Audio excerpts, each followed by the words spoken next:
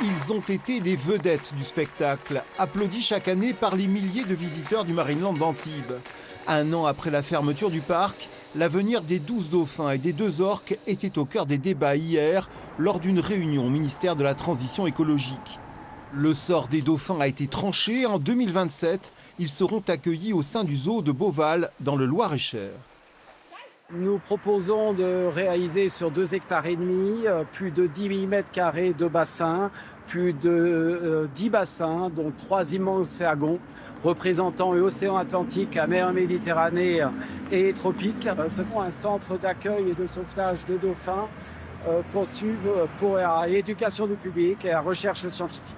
Cette solution ne convainc pas du tout les ONG présentes à la réunion. Ils ne seront pas dans l'océan. Imaginez une vie dans une pièce vide entre des murs avec rien à faire de la journée. Donc on peut nous vendre ça avec des palmiers très jolis, mais ça reste un delphinarium, ça reste de la captivité et de la maltraitance. Reste à régler le cas le plus épineux et le plus urgent, celui de Wiki et Keijo. Les bassins où les 2 orques évoluent à Antibes sont très dégradés et menacent de s'effondrer à tout instant. Faute d'une meilleure solution à court terme, le ministère privilégie aujourd'hui un transfert vers le parc maritime l'Europarquet dans l'archipel des Canaries. Les orques ne peuvent pas aller à l'Europarquet parce que le gouvernement espagnol dit non. Elles ne peuvent pas aller vers des établissements où elles continueront à être exploitées et forcées de faire des numéros.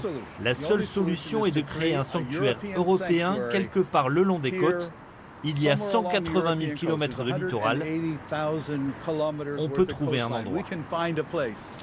Le ministère prendra une décision définitive d'ici la fin du mois de mars. On saura bientôt où vivront désormais Wiki et Keijo.